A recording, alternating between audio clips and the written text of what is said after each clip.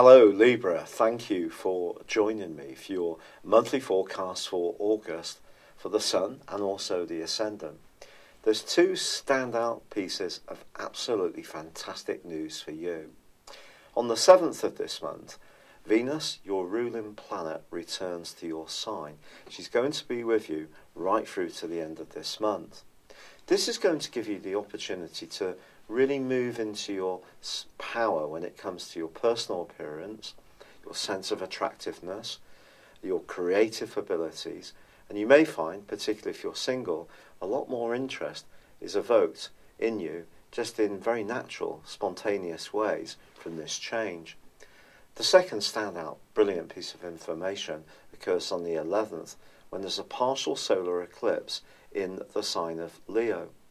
Now you have this occurring, but you also have Mercury tracking backwards in Leo, and the North Node in Leo 2 is also inverting backwards, which in its case means it's moving clockwise, and that's something that is going to not necessarily see things flowing about your long-term future plans, your higher aspirations, not immediately, but I think the partial solar eclipse still gives you a great deal of caution for optimism. Because if you are someone who's very clear about what you want to achieve, Mercury's retrograde is just a passing thing. It's possible that this energy will play out more around your social world or even friendships. Perhaps some friendships are going to be revealed for what they are this month, particularly once the Sun moves on the 23rd and there is also a full moon on the 26th in a very tender area for you. There's also a riveting right angle between Uranus and also Mars. This goes on for the first 3 weeks.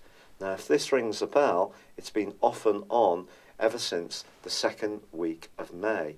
And because both planets have been going through retrogrades, it's being repeated again. Now Uranus for you at the moment is in an area which is very much to do with intimate and close involvements, to do with finance, and in a very neat way it can give you a new way of looking at those kind of areas. It could make you very innovative, and if you are interested in working for yourself, for example, Uranus in this area, and it's going to come back full time for 7 years next March the 19th, can be very helpful through till November the 6th of this year.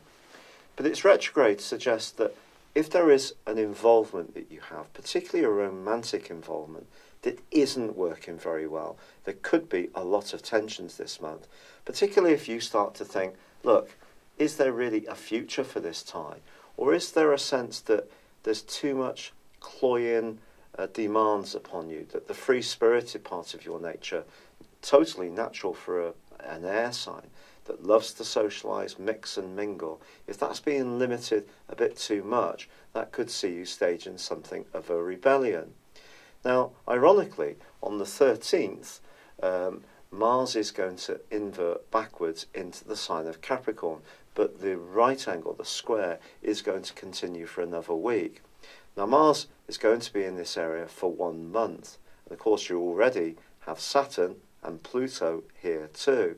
And this is all about home, family and emotions. So Mars can stir things up a little bit, quite frankly, in the following 4 weeks.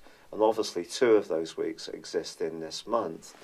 So if you're not feeling that there's much nurturing in any part of your situation for you, your deepest emotional needs are not being met, somebody's not really getting what you're wanting, the fact that there is this partial solar eclipse in the 11th house, and that Venus is in your sign from the 7th, is going to see you, I think, gravitating towards new opportunities, new people, if you like, new tribes that will understand really where you are coming from. So there is the potential for some light interactions. Okay, there could be some cancellations, change of the plan and all the rest of it with Mercury in retrograde until the 17th. But that's going to go forwards from the 18th. But I think it's more that there can be some kind of transition if you're in a situation which isn't really feeding your soul. And that is seriously going to see you thinking about your future, particularly in the last 10 days of this month, when you can become much more reflective rather than playful and interactive. So once there is that full moon on the 26th, I do feel that's going to give you a lot of food for thought, particularly if you feel that you're being very self-sacrificing. However, in a more productive way, if you are looking at property renovation or moving to somewhere that fits your needs or working from home, the angle between Uranus and Saturn, which goes on all month, can be very providential. Also, Jupiter is forging a great link to Neptune too. And by being self-sacrificing, it actually could be good for you, particularly professionally. So if you work in a role which is about care or looking after people in some way or provision of services, then it can be very positive. So it's all about nuances, something that you have a great appreciation of.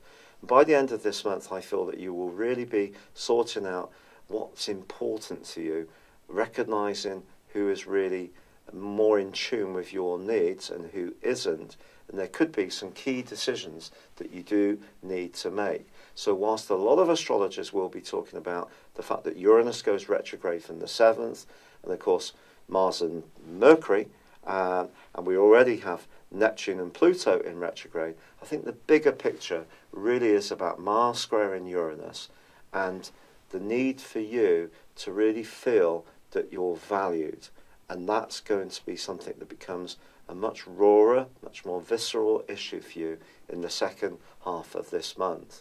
For now, it's been a real pleasure being with you. I'm sorry this video is coming to you late. I haven't been so well recently with rheumatoid arthritis because it's relatively newly diagnosed. I'm still getting to terms with the treatment regime and all the good natural stuff I'm taking too.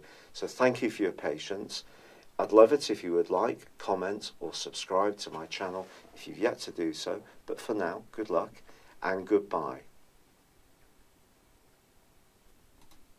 Hello, thank you so much for watching my video. I'd love you to join me at my Horoscope Ace app. You can find this at www.horoscope-ace.com. You can use it through Android, iOS, Apple or Facebook. Check out your ascendant or your moon sign or download your free birth chart. There's all your favourite videos, plus there are daily, weekly, monthly and yearly horoscopes for general, love, Chinese and Indian astrology. If your passion is tarot, there's my brilliant 3-card money or love tarot readings too. And it's all there at www.horoscope-ace.com. Thank you.